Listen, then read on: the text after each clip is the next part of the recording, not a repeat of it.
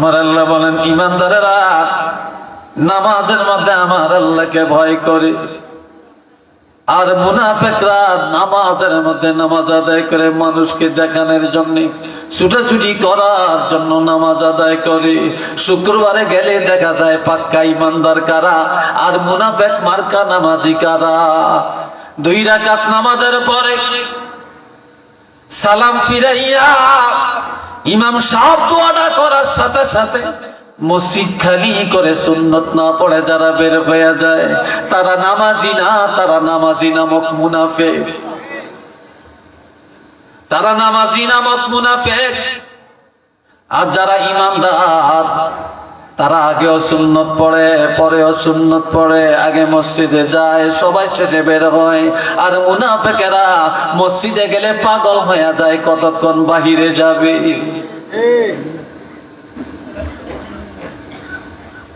বাবা জেনে আমার এই জন্য জান্নাতে যেতে হলে 4টা আমল।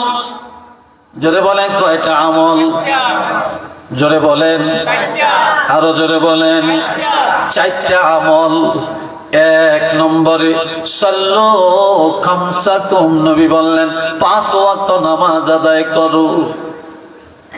ওয়াসুমু শাহরাকুম, 2 নম্বরে রমজানের রোজাগুলি সঠিকভাবে পালন করো। 3 নম্বরে ওয়াদ্দু যাকাত আমওয়ালিকুম, তোমরা মালের যাকাত বছরে একবার আদায় করো। 4 নম্বরে ওয়াতিউ যা আমরিকুম, তোমাদের দেশের রাষ্ট্রপ্রধান যদি মুসলমান হয়, শরীয়তের শাসনে যদি দেশ চলে, ওই রাষ্ট্রপ্রধানের কথা মেনে চলো। যেই দেশের রাষ্ট্র কোরআনের শাসনে চলে না, শরীয়তের রাষ্ট্রে আইনে চলে না, ওই দেশে হক্কানি আউলিয়ায়ে কেরাম, পীর বুজুর্গ এবং ওলামায়ে কেরামেরা যেইভাবে তোমাদেরকে কোরআন হাদিসের উপদেশ দিবে, ওই পথে মানিয়া বাড়ি যায় তোমরা সঠিকভাবে আমল করো। আমি রাসূল ঘোষণা দিলাম, বাধা দেওয়ার ক্ষমতা কারো নাই। তাদখুলু জান্নাত রাব্বিকুম, তোমরা ডাইরেক্ট প্রভুর জান্নাতের মধ্যে চলিয়া যাবে।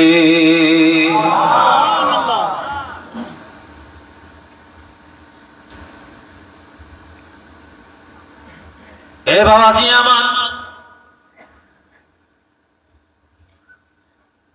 আল্লাহ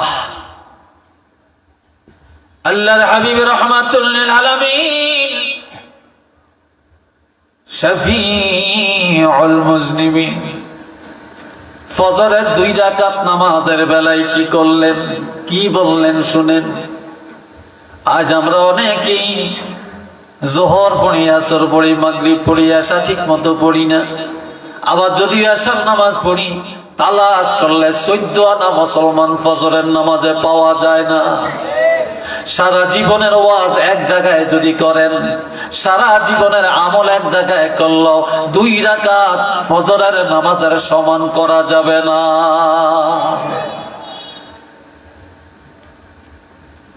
আমার প্রাণের ভাইরা, আমার প্রাণের নবী রাহমাতুল লিল আলামিন সাইয়্যিদুল মুরসালিন ইমামুল মুরসালিন বললেন, যে ব্যক্তি 5 ওয়াক্ত নামাজ আদায় করবে আর ফজরের নামাজ আযানের সাথে সাথে ঘুম থেকে জেগে পবিত্রতা অর্জন করে নামাজে দাঁড়িয়ে যাবে, আমি রাসূল ওয়াদা করলাম কিয়ামতের ময়দানে, মুসিবতের দিনে আমার ওই উম্মত গুলাকে আমি হাতে ধরে ধরে জান্নাতে টেনে টেনে পুষাইয়া দিব। এটা মারহাবা কর।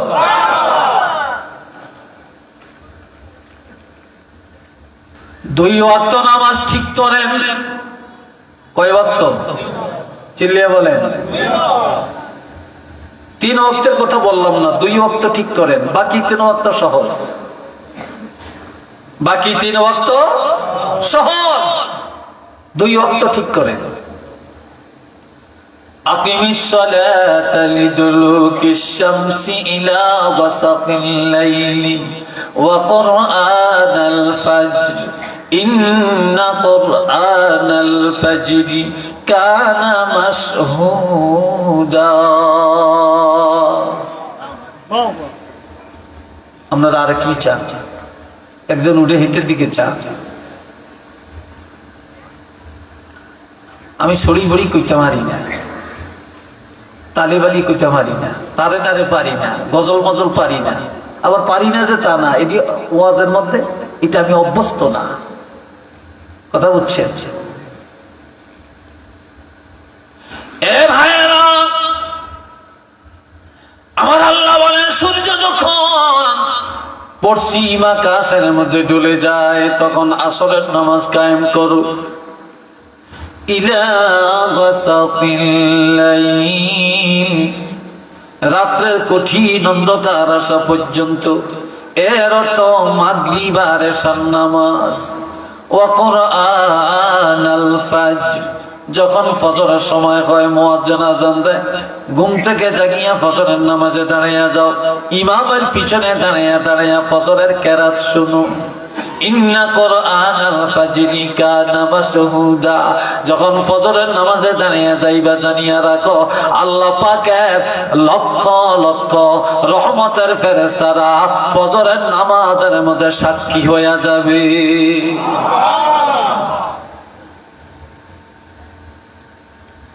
এই আসরের নামাজ আর ফজরের নামাজ, জোরে বলেন কোন নামাজ? সবাই বলেন কোন নামাজ? আসরের নামাজ আর ফজরের নামাজ। এই দুই নামাজের মধ্যে যারা অবহেলা করবে না, আসর আর ফজর তাদের ঠিক, বাকি জোহর মাগরিব এশা সহজ। যার আসরের নামাজ আদায় করা কঠিন, ফজরের নামাজ আদায় করা কঠিন, বাকি 3 ওয়াক্ত তার জন্য কঠিন। কিন্তু ফজর আর আসর যার কাছে সহজ, তার কাছে বাকি 3 ওয়াক্ত আরো পানির মতো। এই জন্য বলছে এই 2 ওয়াক্ত নামাজ ঠিক করো, তাহলেই তোমরা নামাজি হয়ে যাবে, তোমরা খাঁটি মুত্তাকিন হয়ে যাবে। আর এক হাদিসে আমার রাসূল বলেছেন, সূর্য ডুবার আগের নামাজ অর্থাৎ আসরের নামাজ যদি তোমরা কায়েম করো, আর সূর্য উদয়ের আগের নামাজ অর্থাৎ ফজরের নামাজ যদি তোমরা আদায় করো, আমি রাসূল ঘোষণা দিলাম তোমাদের এই দেহটা জাহান্নামের আগুনে জ্বলবে না, জ্বলবে না। একটু চিল্লিয়ে বলেন না আলহামদুলিল্লাহ।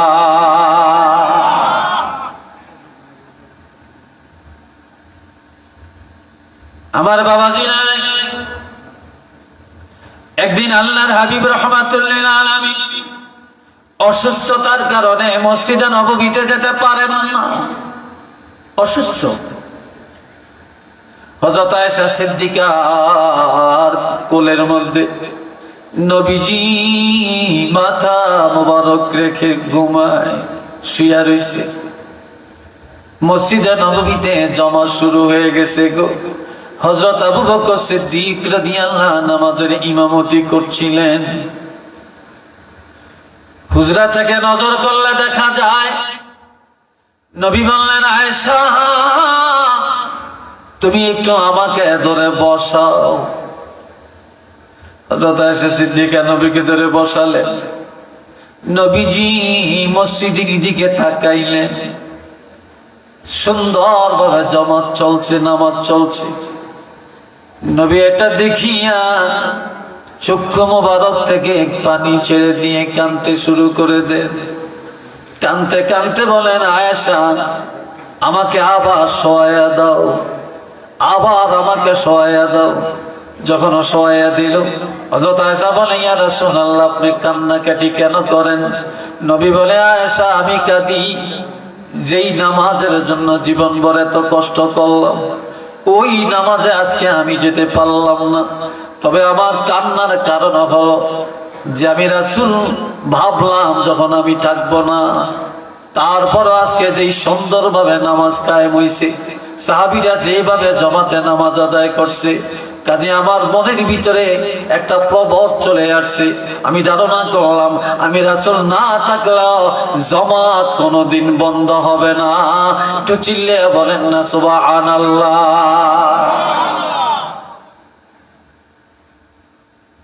এটা মোমেনের 1 নম্বরের কোয়ালিটি। 2 নম্বরে والذين هم عن اللغو معرضون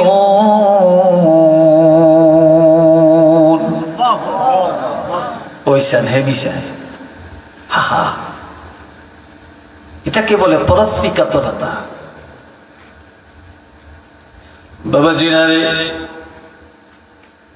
আমার আল্লাহ বলেন ইমানদারের 2 নম্বরের গুণ হলো ইমানদারেরা বেহুদা কথা জবান দিয়া বলবে না,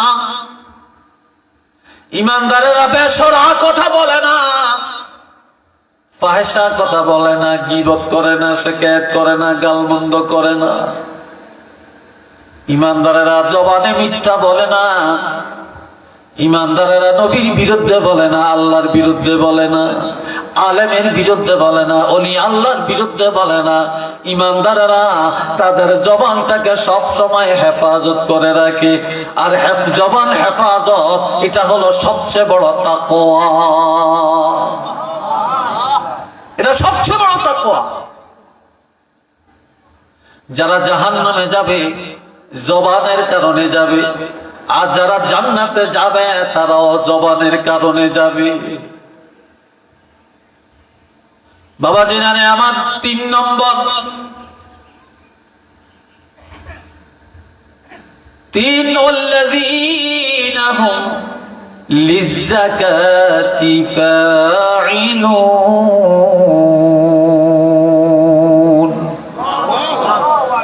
ইমানদারেরা কিফন হবে না।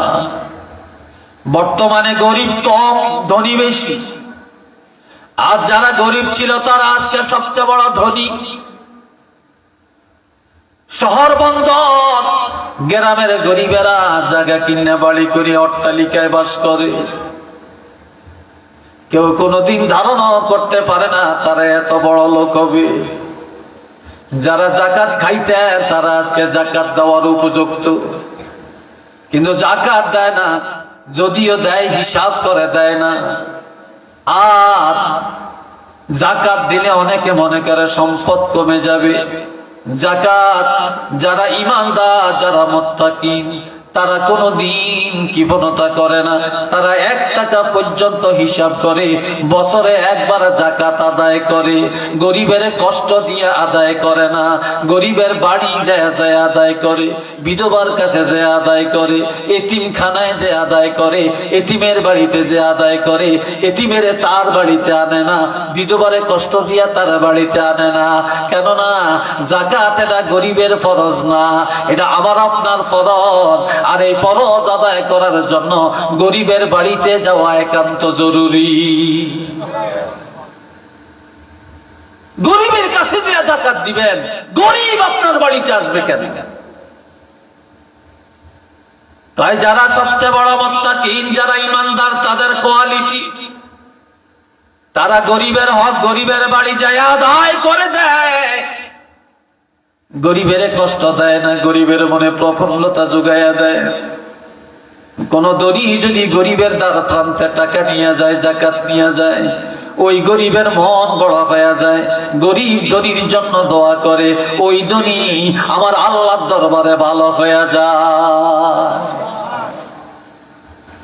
4 নম্বরে والذين هم لفروجهم حافظون।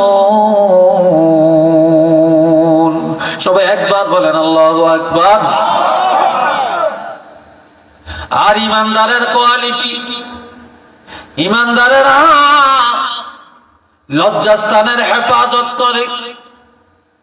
আজ ঘরে ঘরে জিনা, পাড়ায় পাড়ায় জিনা, ওয়াজ কেন ধরে না? ইমাম সাহেবের কথা কেন আমলে আসে না? জুমার নামাজে খতিব সাহেব যা আলোচনা করেন, এই আলোচনা আমল করে। আর কোন বক্তার ওয়াজ শোনার প্রয়োজন হয় না, কিন্তু আমল নাই। এরপরে এত গজব কেন? এত অশান্তি কেন? এত মারামারি কেন? এত মামলা কেন? এত মামলা, এত সাইক্লোন, এত ঘূর্ণিঝড়, এত ভূমিকম্প একমাত্র মহিলাদের দায়ুসগিরির কারণে, নারী পুরুষ অবাধে চলার কারণে। আর জিনার সয়লাভ যখন জমিনে বেড়ে চলে, ঘরে ঘরে পাড়ায় পাড়ায় মহল্লায় মহল্লায় যখন জিনা বেড়ে যাবে আমার ভাইরা, তখন এই জমিনে চাইলের মজা থাকবে না, ডাইলের স্বাদ থাকবে না, মাসকলির ডাইলের স্বাদ থাকবে না, মাছের স্বাদ থাকবে না, গোসের স্বাদ থাকবে না, দুধের স্বাদ থাকবে না, বরকত পাওয়া যাবে না। আর মামলা মোকদ্দমায় জর্জরিত হয়ে যাবে, মানুষের মায়া উঠে যাবে, ভাই ভাইকে মেরে ফেলবে, ছেলে বাবাকে মেরে ফেলবে, বাবা সন্তানের মেরে ফেলবে, স্বামী বিবিকে মারবে, বিবি স্বামীকে মারবে। আবার স্বামীর সামনে স্বামী থাকা অবস্থায় স্বামীর অর্থ মানিয়া বেগানা পুরুষ গ্রহণ করে চলে যাবে। তখনই আল্লাহর গজবে দুনিয়া ভরপুর হয়ে যাবে। একটু চিল্লে বলেন না নাউযুবিল্লাহ। বিরক্ত ভাবছেন আপনারা? হ্যাঁ, কষ্ট লাগছে আপনাদের কাছে? আমার এত শেষ মেশ দিচ্ছেন, আমার আগের হুজুরে যেই টাইম হাইছে সেই টাইম যদি আই বুড়িয়াই পাইতাম, তাহলে মানুষ যেগুন দেখছেন এই সময় এত 10 জন হইলেও বেশি আজ পাইতাম। এই কথা ঠিক কিনা? 10 জনেরও বেশি আমি পাইতাম ইনশাল্লাহ। তারপরও বাতাস আইলে বৈশাখ মাসে মহিলারা দানের উড়ায়, তো উড়াইলে দানগুন শাড়ি দানগুন নিচে পড়ে আর সিডাগুন বাতাসে সরে এলায়। তো ওয়াজ মাহফিলও এরকম তুফান লাগে, বুঝেনি? এই তুফানের ভিতরে বাতাস আসলে ওই বাতাসে সিডারি নড়িয়া যায় গিয়া, আদেরই শাড়ি দান এরা বসে থাকে। আপনারা হইলেন শাড়ি দান, আপনারা পাক্কা ইমানদার, আর সিডাকে নড়িয়া গেছে গিয়া। এই কথাটা কি ঠিক নেই? হ্যাঁ, আমার প্রাণের বাবাজিরা সবাই প্রাণ ধরে মহব্বতে পড়েন সাল্লাল্লাহ, জোরে জোরে পড়েন না মুহাম্মদ সাল্লাল্লাহু আলাইহি ওয়াসাল্লাম, সাল্লাল্লাহু আলা মুহাম্মদ সাল্লাল্লাহু। আওয়াজটা ভালো হয়েছে না, আরেকটু আওয়াজ দিয়ে বলেন, ইমানি জজবার সাথে বলেন সাল্লাল্লাহু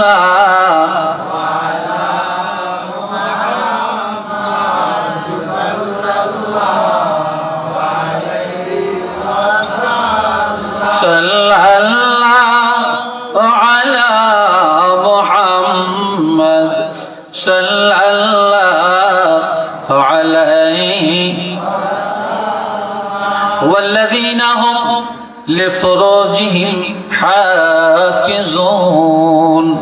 তবে ঈমানদারেরা তাদের লজ্জাস্থানে হেফাজত করে রাখে, লজ্জাস্থান হারাম কাজে ব্যবহার করে না, জিনার আড্ডায় তারা যায় না, ব্যভিচারিতে তারা যায় না, আল্লাহর ভয়ে তারা জিনা থেকে নিজকে বাঁচায় রাখে, লজ্জাস্থান হারাম কাজে ব্যবহার করে না।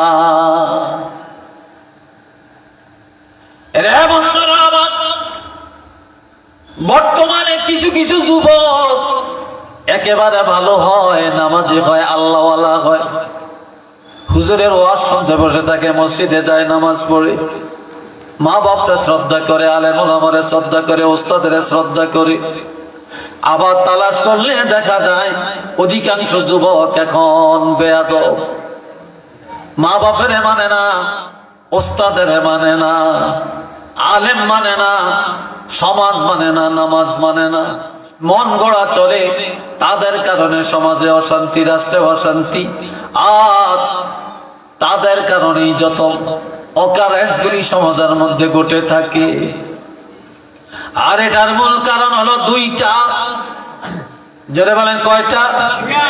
জোরে বলেন কয়টা? এক নম্বরের কারণ, যেই বাবা সন্তান জন্ম দেন, যেই বাবার এক ফোঁটা নাপাক পানি দিয়া এই সন্তানটার জন্ম, এই বাবা খায় হারাম, বাবা বুঝি হালাল না, বাবায় খায় হারাম। সুদ খায়া সন্তান জন্ম দিছে, ঘুষ খায়া সন্তান জন্ম দিছে, পরের হক খায়া সন্তান জন্ম দিছে, জুলুমের টাকা খায়া সন্তান জন্ম দিছে, মিথ্যার আশ্রয় নিয়ে ব্যবসা করে ওই ব্যবসার টাকা খায়া সন্তান জন্ম দিছে। তাহলে এই বাবার বীর্যটা হইল হারাম, রক্ত মাংস হারাম, এই জন্য হারামের রক্ত, হারামের বীর্য। আর যেই মায়ের রেহেমের সন্তান, ওই মায়ের রেহেম পবিত্র না, ওই মা খায় হারাম। মা হলো দায়ুস, মা সন্তানে পেটে নিয়ে ঘরে থাকে না, রাস্তায় রাস্তায় দৌড়ায়, হাটে বাজারে দৌড়ায়, শহরে বন্দরে দৌড়ায়, বিয়ার আসরের মধ্যে যায়, পিকনিকে যায়, রাজনীতির ময়দানে যায়।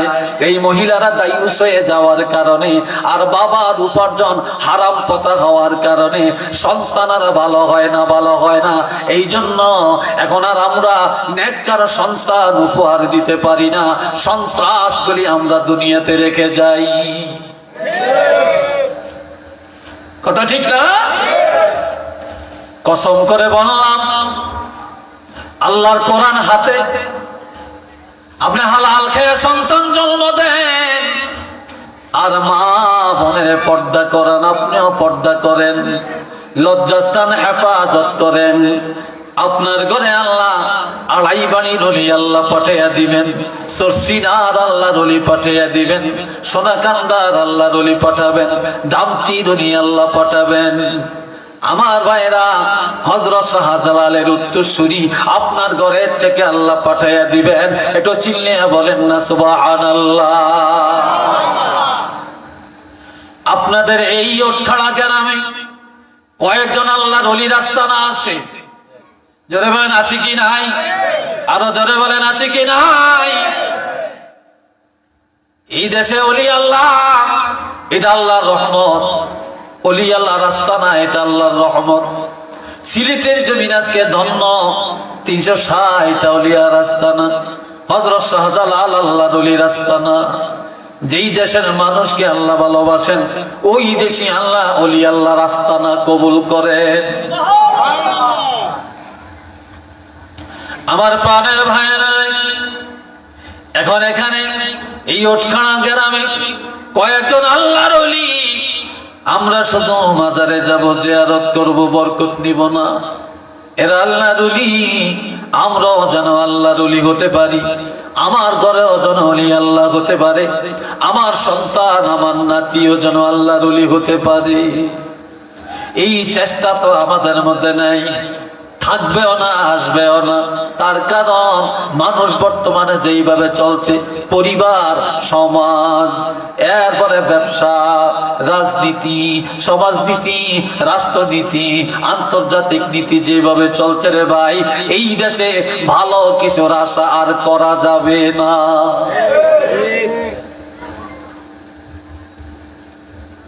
ভালো কিছুর আশা করা যাবে না। তারপরেও স্বামীর লজ্জাস্থান বিবির জন্য হালাল, বিবির লজ্জাস্থান স্বামীর জন্য হালাল। স্বামীর আপাদমস্তক বিবিয়ে দেখবেন, বিবির আপাদমস্তক স্বামীয়ে দেখবেন। তবে স্বামীর একান্ত লজ্জাস্থান যেটা বিবি তালাশ করলে এটা জায়েজ আছে, তবে তাকওয়ার খেলা। বিবির লজ্জাস্থান স্বামী দেখা যায়, তবে নজর করা, চোখ দিয়ে দেখা, এটা তাকওয়ার খেলা। ইমানদারেরা তাকওয়ার খেলাফ কাজ কোনোদিন করতে পারে না। তারপরেও অন্যায় ভাবে কোন বেগানা নারী, বেগানা পুরুষ একজনে আরেকজনের জন্য হারাম। আজ মানুষের লজ্জা নাই, শরম নাই। এমনকি বিবাহিত মহিলা, বিবাহিত পুরুষ, পর পুরুষ পর নারীর সাথে এই হারাম কাজে লিপ্ত হইয়া এই দুনিয়া গজবের কারখানা বানিয়ে দিছে রে। একটু চিল্লিয়া বলেন না নাউযুবিল্লাহ। আরেকটু জোরে সরে কন্যা নাউযুবিল্লাহ। আর একটা বড় গজব, ওইটা নিও ভাই, কষ্ট লাগে আপনাদের না? আর একটা বড় গজব হইল মোবাইল। এটার মতো বড় গজব আর একটা আছে কিনা জানি না। যুবকের লেখাপড়া শেষ, যুবতীর লেখাপড়া শেষ, বালা মানুষের চরিত্র ধ্বংস, রাত ঘুমায় না, সারা রাত মোবাইল চায়, ফেসবুক চায়, ইউটিউব চায়, তবে ভালোটা চায় না। খারাপ খারাপ ছবিগুলি, এত নোংরা ছবিগুলি, নোংরা পোস্টগুলি এই মোবাইলের মধ্যে দেখে আর পাওয়া যায় রে ভাই। ঈমান রাখা বড় কঠিন হয়ে গেছে রে, যার জন্য নামাজ নাই, আল্লাহর ভয় নাই। এখন মোবাইলে ছোট ছোট বাচ্চারা যদি মোবাইল না দেয় তারা ভাতও খায় না। কথা ঠিক।